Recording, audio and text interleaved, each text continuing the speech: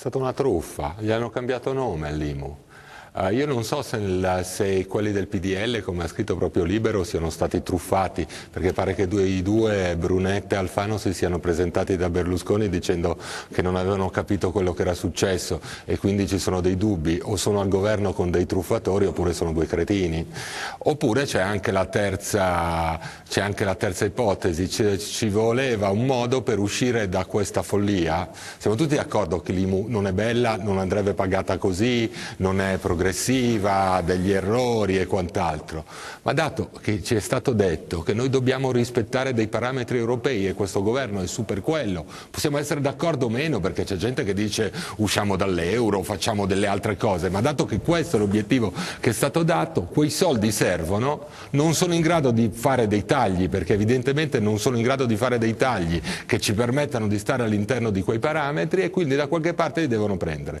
Quindi anche il dubbio è che a un certo punto anche il PDL avesse bisogno di uscire da questa storia e potesse dire, uno dei dubbi, una delle tre possibilità, e potesse dire avete visto, vi abbiamo abolito l'IMU, ma no, gli hanno cambiato nome. Io penso che gli italiani davvero, oltre che la maggioranza l'hanno dimostrato col voto, votando al 60% contro di chi ha votato, o forse un pochino anche di più, contro Berlusconi, siano stanchi non solo di Berlusconi ma anche di sentirne parlare. Da questo punto di vista può essere, però a me una cosa è piaciuta della nomina di Napolitano, che io critico spessissimo di oggi.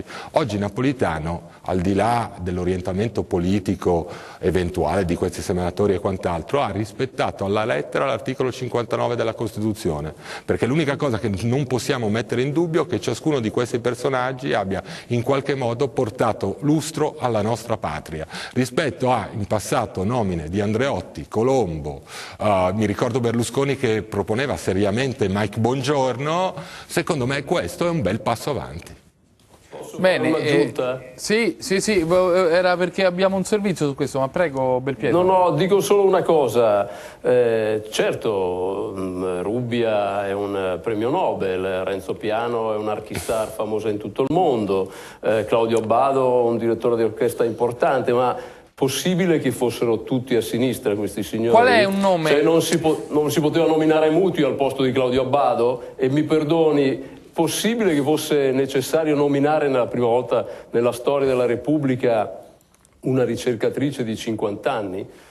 51 se non sbaglio, questo significa che essendo senatrice a vita e augurandole ovviamente una lunga vita, se ha una buona salute, se per caso dovesse rimanere quanto è rimasta Rita Levi Montalcini, cosa che le auguriamo ovviamente, costerebbe grosso modo, credo, alle casse dello Stato 12 o 13 milioni. Non era mai accaduto che venisse nominato un senatore a vita cinquantenne, di solito i senatori a vita sono nominati a 70, insomma una cosa del genere. Non solo, aggiungo di più, visto che nel campo della ricerca c'era un ricercatore famoso, conosciuto, che è il primo nel campo delle staminali a fare questo tipo di sperimentazione, il solo forse in Italia che sta facendo la sperimentazione delle cellule staminali, che si chiama Angelo Vescovi. Beh, allora si poteva nominare forse questo, o forse questo non era eccessivamente di sinistra, non aveva votato per Bersani, non aveva espresso solidarietà alla linea di Bersani. È molto interessante questo dibattito. Allora voglio fare un esercizio rovesciato, cioè voglio chiedere a Gomez e alla Ventura di indicare dei possibili senatori a vita di area, come dire, di centrodestra. Gomez, uno in mente ti viene? No. Un nome? E questo secondo me è cioè adesso, al di là del discorso sui due diversi direttori di orchestra, è il problema della destra e del centrodestra in Italia negli ultimi 20 anni. Cioè non c'è una persona degna di diventare senatore secondo te, allora, che non sia di centrosinistra? Fermo un attimo, degna sicuramente, ma dato di grandi personaggi conosciuti all'estero che rispettino quei requisiti dell'articolo 59, appunto ci ha parlato Maurizio Del Pietro e non ho dubbi su questo ottimo ricercatore del San Raffaele o quant'altro, ma lo sappiamo, la cultura di centrodestra in questo paese per molti motivi, la cultura di destra ha faticato a produrre intellettuali all'altezza. Possiamo discutere il perché Però io credo che sia oggettiva questa cosa, l'abbiamo vista anche quando all'interno dei padri nobili del centrodestra, la difficoltà di trovare nel PDL una serie di padri nobili una volta che sono scomparsi i fondatori di Forza Italia, cioè dobbiamo andare a ripescare Martino forse, cioè non si riesce più a capire, ed è un problema su cui il centrodestra, un paese senza un centrodestra con una sua forte base culturale rispettata, è un paese che nei prossimi anni potrà avere delle difficoltà. Però io devo dire, non si può dare a questo punto colpa alla sinistra, fatti di questo, forse nel momento in cui pensi che sia possibile nominare Mike Bongiorno senatore a vita, hai un problema rispetto a quello che è la cultura. Però Belpietro non ha detto Mike Bongiorno. No, vi ricordate che seriamente Berlusconi lo propose come senatore a vita. Allora vuol dire che c'hai un problema di modelli culturali che non hanno tutte le persone che sono di destra, ovviamente, in questo paese. Ma Gomez dimentica la storia di questo paese. L'egemonia culturale della sinistra, imposta con le clientele, imposta con una presa ferrea della RAI, ha prodotto dei risultati. Il passaggio degli intellettuali che potevano essere di centrodestra sotto le bandiere del centrosinistra, e quindi molti di questi, che magari provenivano da esperienze diverse, preferiscono oggi stare cheti e tranquilli sotto le insegne della sinistra, perché la sinistra ti garantisce più carriera, più tranquillità, più posti. Del resto l'occupazione che c'è nelle case editrici, nella TV, nei giornali, qualche cosa produce questo. Ce l'avrà allora, dei nomi. no, io vorrei intervenire. Ha una storia questa egemonia culturale, non è che ce la inventiamo oggi, viene da lontano, no? Viene dai tempi di Togliatti, è andata avanti, io ha penso che risultati. l'analisi di nell'università è successo esattamente questo, nel mondo della scuola succede esattamente questo. Del resto, scusate, siamo di fronte in un momento in cui tutti ci parlano della crisi, bisogna ridurre i dipendenti pubblici perché pesano troppo. La sinistra che cosa fa? Decide semplicemente di riaprire i concorsi e nel mondo della scuola fa entrare 30.000 nuovi professori. Cosa pensate? Che la sinistra non sia in questo modo non si guadagni il consenso con 30.000 nuovi assunzioni? Una battuta di Gomez, una battuta al volo è la ricostruzione di Belpietro mi sembra un po' anni '80, fino a una certa fase storica di questo paese. In parte Belpietro ha ragione, poi dopodiché abbiamo un signore che era il più grande proprietario delle più grandi case editrici italiane, che è Berlusconi, controllava la RAI, controlla Mediaset, controlla i mezzi di comunicazione, non sono stati in grado di farlo, probabilmente perché la riflessione deve essere più profonda. Ribadisco, se si propone seriamente Mike Bongiorno senatore a vita, tu hai un problema tuo con quel mondo. Non ho mai proposto non Mike tu, Bongiorno Belpietro, Silvio Berlusconi. Io sto dicendo che c'era Muti al posto di Abbado. No, Muti non è conosciuto nel mondo? Non ha reso grande la musica italiana nel mondo? Non si poteva nominare Muti? Perché? Angelo Vescovi è l'unico che sta facendo sperimentazione sulle cellule staminali. Non si poteva nominare Vescovi? No. Perché? Perché non è di sinistra.